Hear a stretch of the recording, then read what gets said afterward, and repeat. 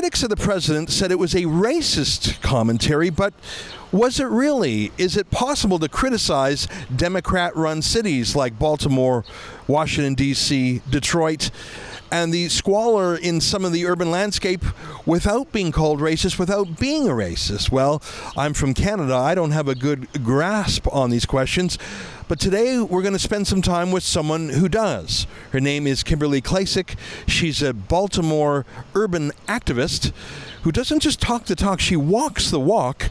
And in the last week, holy moly, did she get things going viral with her own video from the streets of Baltimore. And she joins me on the street right now. Kimberly, thank you so much for letting me rope you into the Rebel. I appreciate you taking your time. No problem. Thanks for having me. Well, we're in a very interesting part of the city.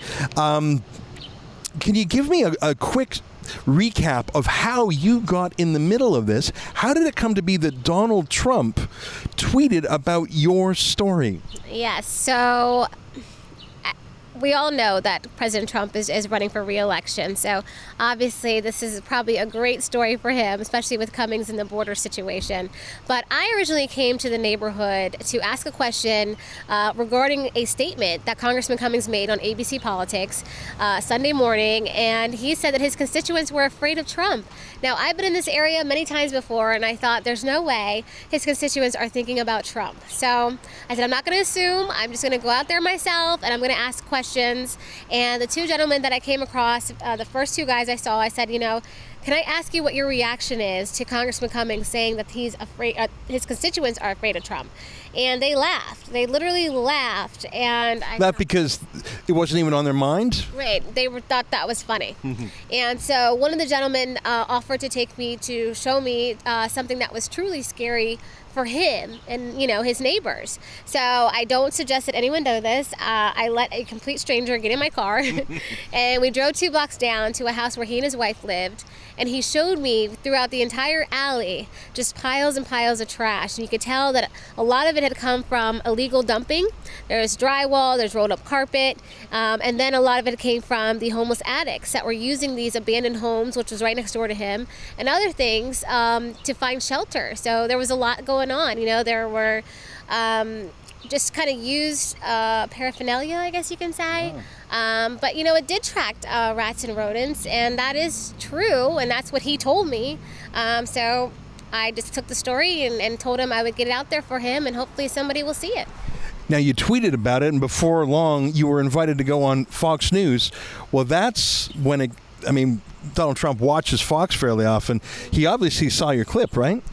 Yes, he saw it, and he actually tweeted out basically the exact words I used. So, he said it, and, it was accurate. I reported what I was told from the residents, and it was an accurate statement. A lot of these Democrat cities have been Democrat for decades, and it's almost like it's a one-party state. Oh, yeah. I don't know. People accuse Donald Trump of being racist all the time. I don't believe it. And even if it were true, and I don't believe it is, I think you have to talk about a problem if you're going to solve it. And I think maybe King Elijah, the permanent congressman, maybe he doesn't want scrutiny of his district that still has so many problems for so long. I don't know. I think Donald Trump knows a little bit about how to fix up a decaying city. He did it in New York. He's a developer. How do you think local folks in these neighborhoods would react to a white Republican president saying, we got to fix it? That to me sounds like the opposite of racism. Yeah, the whole racism part is a non-story here. You talk to the residents, they don't care if you're black, white, Democrat, Republican, they just want you to move the trash. That's just sort of CNN's angle. That's Brian Stelter's. They want to call Trump racist whenever, but the folks on the street here, they have real problems that have nothing to do with party stripe. Oh, yes, and these problems have been going on for decades, long before Trump came into the picture. That's an excerpt from the Ezra Levant show. Every day, I do a video monologue, and then I interview an interesting guest, and then I end by reading my hate mail. But you've got to subscribe to it, which you can do at therebel.media/shows.